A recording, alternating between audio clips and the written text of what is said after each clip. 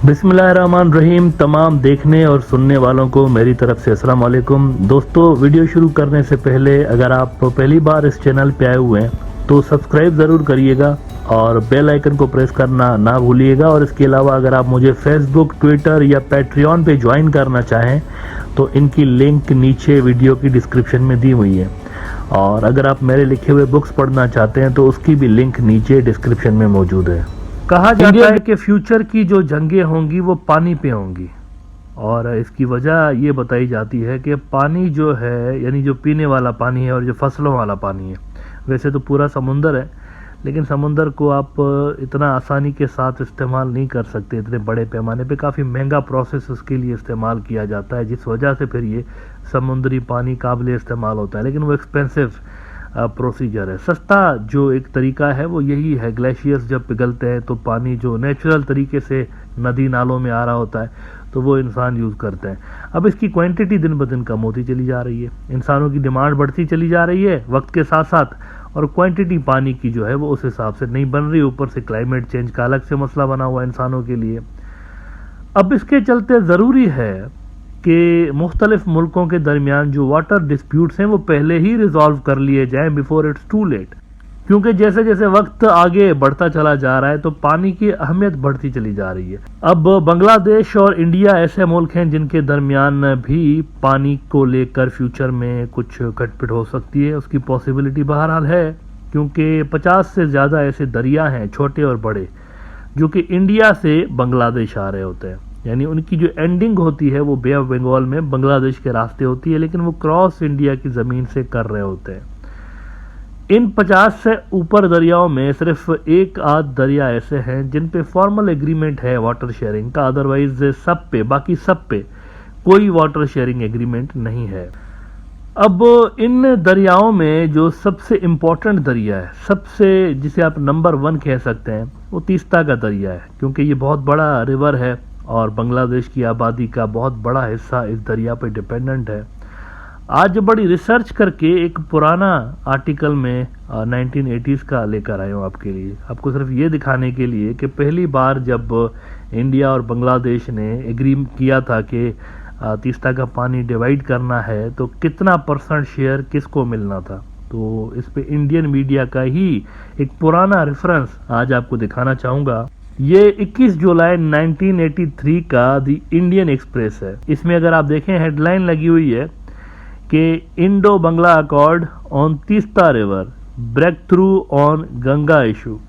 अच्छा, ये आर्काइव्स में उनके वेबसाइट पर भी मौजूद है। इसमें जो एग्रीमेंट हुई थी वो ये हुई थी, 1983 की बात कर रहा हूँ। एग्रीमेंट ये हुई थी कि जी एड हॉक बेसिस पे, आर्जी तौर पर, टेम्पररी पानी शेयरिंग का मुआहदा करते हैं। अच्छा, मुआहदा कैसे हुआ? वो यूं हुआ कि 36% तीस्ता का पानी बांग्लादेश को मिलेगा और 39% जो पानी है वो इंडिया को मिलेगा। 25% जो पानी था ना, 25% पानी, वो किसी खाते में नहीं था, वो बाद में अलोकेट करेंगे। फिलहाल इन्होंने एग्री कर लिया था 36 और 39% पे। अच्छा, ये 1983 का मुआहदा था। अब आते हैं मॉडर्न टाइम्स में कि रिसेंटली जो मुआहदा हुआ उसमें इंडिया ने कितनी रिलैक्सेशन दी। बांग्लादेश तो शुरू से लेकर कह रहा है हमें 50% दें। वो कहते हैं कि आलमी उसूलों के तहत हमें 50% पानी होना चाहिए हमारे पास तीस्ता का, लेकिन इंडिया उनको 50% देने पे बिल्कुल भी राजी नहीं है। 36 पे इन्होंने एग्री किया। उसके बाद से लेकर मुस्तकिल तौर पर 83 से लेकर आप लगा लें तो 28 साल तक मुसलसल बांग्लादेश कोशिश करता रहा कि ये शेयर ज़रा बढ़े हमारा, 36 से बढ़ के थोड़ा सा 40, 45, 50 यहाँ तक आ जाए, जो कि हमारा टारगेट है। लेकिन 28 साल में आपको पता है कि बांग्लादेश को कितना एक्स्ट्रा पानी देने पे इंडिया एग्री हुआ है? 28 साल, हाँ, एक पूरी की पूरी जनरेशन आ जाती है इसके अंदर। इंडिया ने 28 साल की मुस्तकिल निगोशिएशंस के बाद वाटर शेयर 36 से बढ़ा के सिर्फ 1.5% बढ़ाया, 37.5% पे एग्री हुआ इंडिया कि हम 37.5% पानी आपको देंगे, बाकी यानी यूँ समझिए कि उन्हीं के पास जाएगा।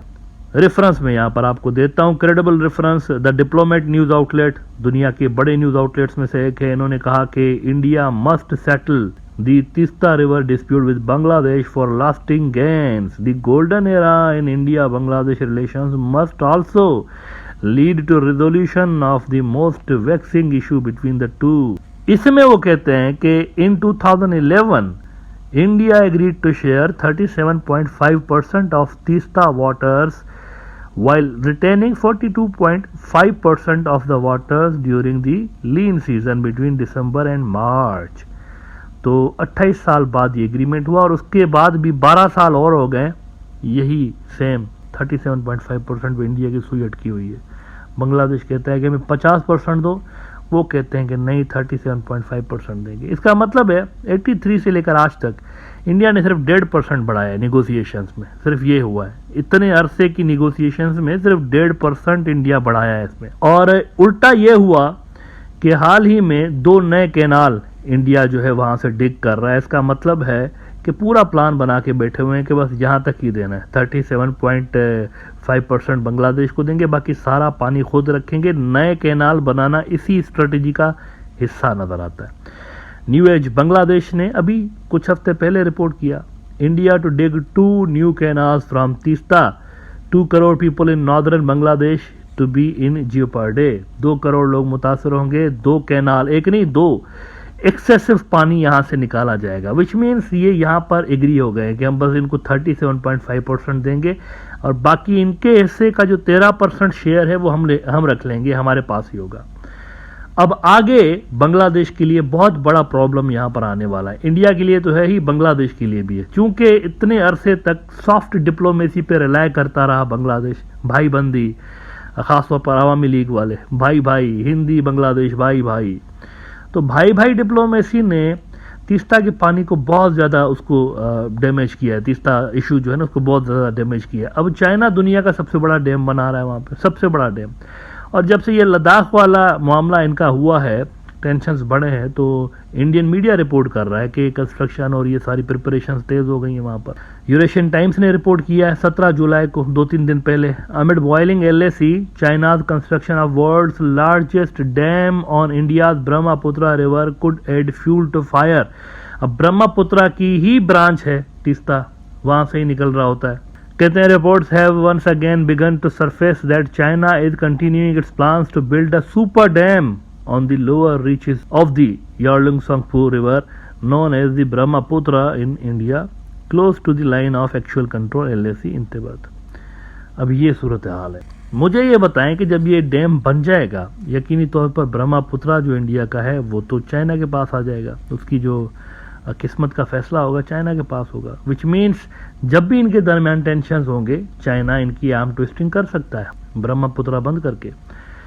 तो जब वहां से पानी ऊपर से वो कम कर देंगे तो इंडिया ये जो रिमेनिंग पानी आ रहा होता है वो मजीद कम कर देगा बांग्लादेश के अंदर। इन दिनों तो मानसून का सीजन है, तो आप देख रहे होंगे फ्लड्स शिलर्स आ रहे होते हैं तीस्ता में।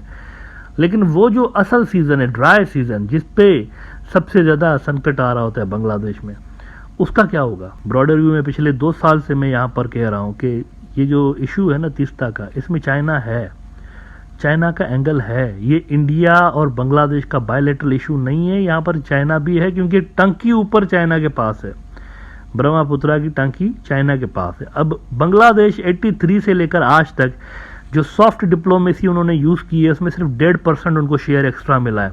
36 से इंडिया बढ़ा है 37.5% तक। अब मेरे ख्याल से बांग्लादेश को थोड़ा सा हार्ड डिप्लोमेसी और थोड़ा सा आर्म ट्विस्टिंग करनी चाहिए, और आर्म ट्विस्टिंग इस तरह हो सकती है कि वो ऊपर जो बैठा हुआ चाइना है उसको इस इशू के बीच में लेकर आ जाए। अदरवाइज ये डैम अगर बन गया और इंडिया चाइना की राइवलरी वाटर वॉर में शुरू हो गई, तो फिर इसका इफेक्ट बांग्लादेश के ऊपर भी यकीनी तौर पर पड़ रहा होगा। तो इस नए बदलते हुए सिनारियो को देखते हुए बांग्लादेश को अपने तीस्ता वाटर का जो मसला है ना, उसके रिजोल्यूशन के लिए एक नई स्ट्रेटजी चाहिए, नए ज़माने के लिए नई स्ट्रेटजी चाहिए, क्योंकि 83 वाली स्ट्रेटजी जो मुसलसल चली आ रही है कि बैठ के बात करेंगे, वो काम ही नहीं कर रही। 1.5% दिया उसने बांग्लादेश को आज तक सिर्फ।